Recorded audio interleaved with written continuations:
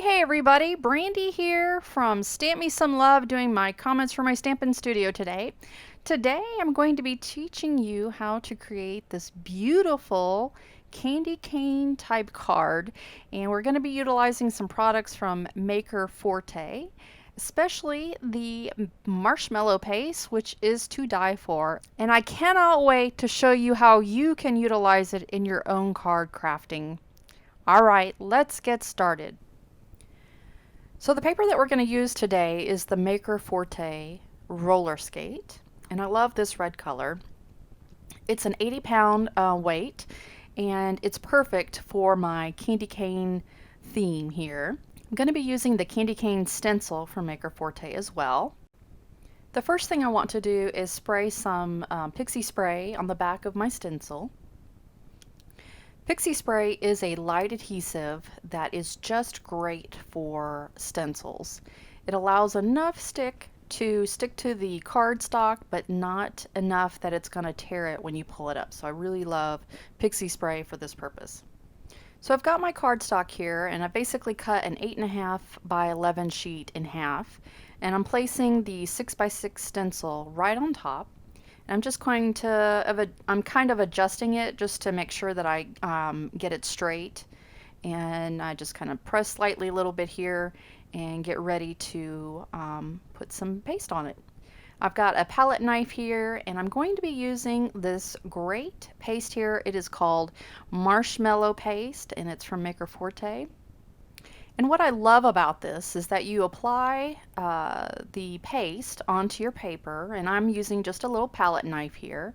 And then when you heat emboss it, it's going to puff up like a marshmallow. And in this case, I was kind of using it as like, oh, I don't know, I wanted to kind of give it a velvety look. And so I'm just using the palette knife and spreading it thinly over the stencil. You don't need a lot. And towards the end there, I'm just kind of smoothing it out a little bit. I had a little bit of a divot right there, but I was adding some more and just kind of getting it smoothed out. When you're done, you can put any excess right back into the container for reuse later. Once you're finished with putting the paste on, gently lift up the stencil, and you will want to wash your stencil as soon as possible because you don't want that paste to dry on there and ruin your stencil. I'm just using some household cleaner there to kind of clean up my workspace on my glass mat, and then just wiping off any excess. Then when I'm done with it, I'm going to put it right back into the container. And what I like to do when I store my stencils is to use the backing that comes with the stencil, the packaging, and run it through a laminator. And then I put my sticky side down on the laminated backer there.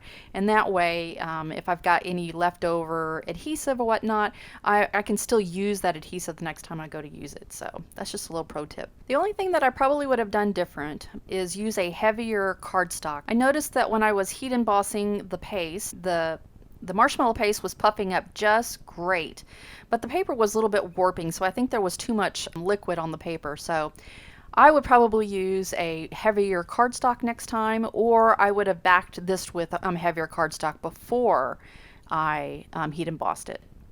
The stamp set that we're going to be using today is Maker Forte's Christmas cookies, and I'm going to be using the little stamps here that say joy. They've got kind of a candy cane look to them, and so I thought they would be perfect with my candy cane background. I'm going to be using Memento ink to stamp it up because I'm going to be coloring them in with some COPIC markers, and Memento ink is great for that. I'm just going to use my Misty and stamp it up. I always like using the Misty because in case I don't get a clean image, I can always go back with it, which is the case here. I had to use the Memento ink pad and ink up some of those letters a little bit more. And then I'm going to repeat the process by flipping the cardstock over and doing another set on the other side of the cardstock. I typically do this in case I've mess up on some coloring and I need a quick image to color in replacement. So I'm just going to flip that over and do the same process over again. So the fun part now is to color it in. The colors that I'm using are R37, R35, and R32. This first part, I'm using the darker shade, the R37, to do the outline around the letter. And then I'm going to go in and color every other stripe in there using the darker color on the outside, and then we're going to move in towards the inside and color or try to blend between the R37 and R35, and then finally come back with an R32 to kind of give it some highlights. Now for the white part of the candy cane, I'm actually going to be using the COO and CO2.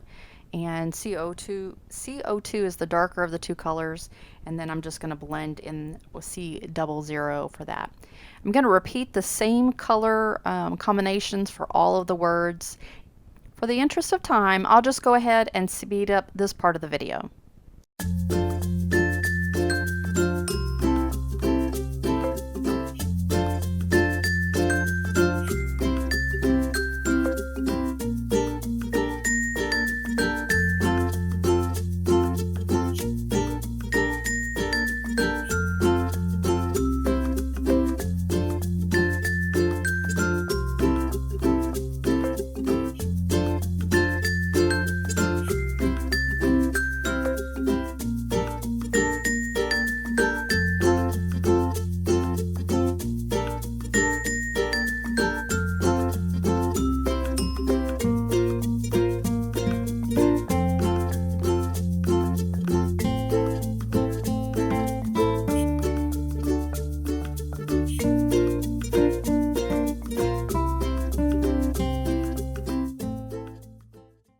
So that's the end of the coloring of the letters. I'm going to hold it up to the screen here so you can see the shading that was able to be achieved using that color combination. Now here's my least favorite part of crafting, or at least with stamps that do not have their own matching dies, and that is fussy cutting. But what I'm going to try to do is I'm going to cut as close to the black line as possible, trying to eliminate any excess white. But not to worry, if I do get white left over as I fussy cut, I've got a trick that will make it disappear. The trick is to take your marker, in this case it is the red, dark red marker, my R37, and I'm just basically painting the edges of the paper, and that way you can't see any white because it is all disappeared. And that's my trick. So the next thing I'm going to do is I'm going to heat emboss the sentiment Happy Holidays. It comes from the same stamp set, and I'm going to be using the Maker Forte Color Hue ink pad here, and it's basically an embossing ink. So I'm just going to emboss that that sentiment Happy Holidays, press it down, and then I'm going to be using my embossing powder to emboss that, heat emboss that into a white sentiment on the black Eclipse cardstock, which is also from Maker Forte. The links to all of the products that I'm using are going to be listed down below, so be sure to check them out. Once I've heat embossed it, which I did off screen, I'm just going to use the Tim Holtz Comfort Trimmer to trim this down as thin as possible, and not leaving too much black on the lower or upper part of the sentiment. And then I'm going to be using my scissors just to cut out a small little banner on one side and a straight edge on the other. Okay, now it is time to adhere the the word joy and my little banner to the card front. Now, because the marshmallow paste is kind of fuzzy, I was really concerned about adhering anything on there, fearful that it may come off. So what I decided to do was use my scrapbook.com double-sided little tiny square adhesives and put that directly on the roller skate cardstock that's peeking through on those stripes, and just putting those down first using my little picker tool there from Maker Forte. I love this rainbow tool here. All of Maker Forte's tools are kind of got that rainbow theme, and rainbow's really my favorite color scheme.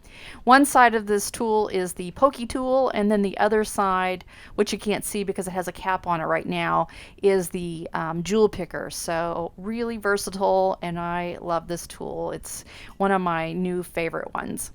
So again, I'm just using the scrapbook.com double-sided adhesive foam little squares there, and I'm placing them down on the cardstock that is poking through that does not have the marshmallow paste on it.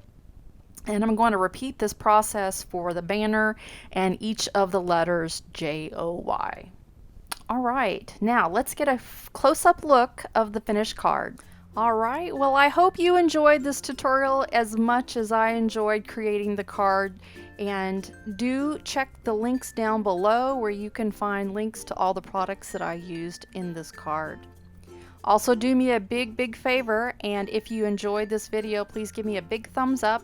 Don't forget to subscribe and hit that bell so you get notified every time I upload a new video. Take care, and I'll see you in the next video.